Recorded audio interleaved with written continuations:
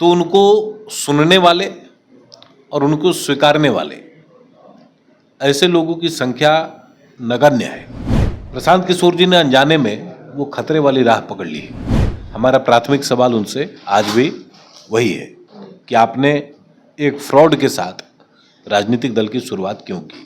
प्रशांत किशोर अध्याय लेकर के बैठते हैं, प्रेस कॉन्फ्रेंस करते हैं, चिट्ठे खोलते हैं भाजपा के बड़े नेताओं का और सीधे सवाल करते हैं। और देख रहे हैं आप कि राजनीतिक दृष्टिकोण से जो है कहीं ना कहीं भाजपा भी इस पर काफ़ी असर डाल रहा है। राजनीति में देखा जाए बिहार की पॉलिटिक्स पर नहीं सिद्धि, ऐसा कोई विषय नहीं है कि उसका कोई असर है, क्योंकि असर उसी विषय का पड़ता है जिससे जनता प्रभावित होती है।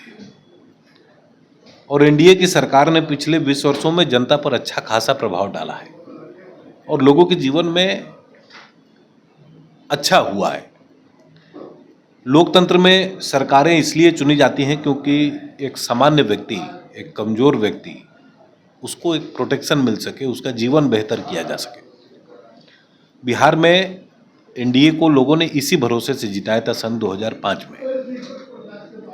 और सच्चाई ये भी है, आप भी जानते हैं, मैं भी जानता हूँ, समाज भी जानता है कि पिछले 20 वर्षों से बिहार की जनता का आशीर्वाद सिर्फ और सिर्फ एनडीए के साथ रहा है।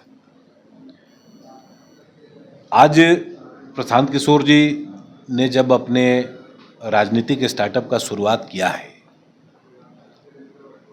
तो उनको सुनने वाले और उनको स्वीकारने वाले ऐसे लोगों की संख्या नगण्य है।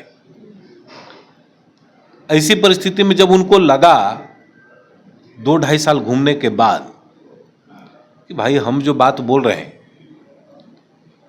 उस बात का कोई असर समाज पर दिखता नहीं है, तो जब ना दिखे तो क्या करें?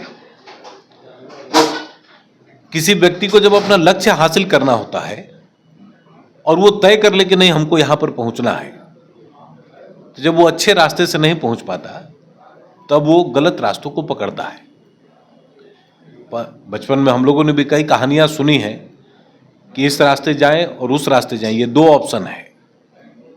पहला रास्ता थोड़ा देर लगेगा लेकिन पहुंचेंगे, अच्छे से पहुंचेंगे, बिना दाग के पहुंचेंगे। दूसरा रास्ता है कि तेजी से पहुंचेंगे लेकिन खतरे बहुत हैं।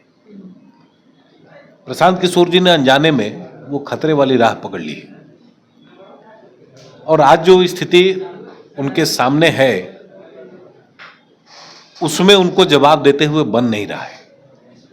कई सवाल उनसे भी हम लोगों को पूछना है, आपके माध्यम से मैं पूछना चाहता हूं।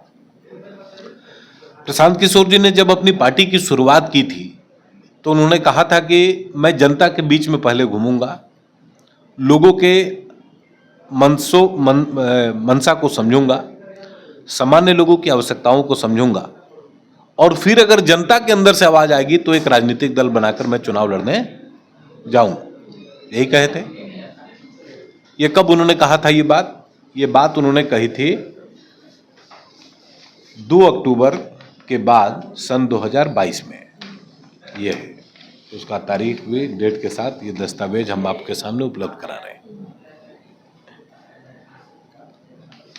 अब स्थिति ये है कि उन्होंने अपने पार्टी का रजिस्ट्रेशन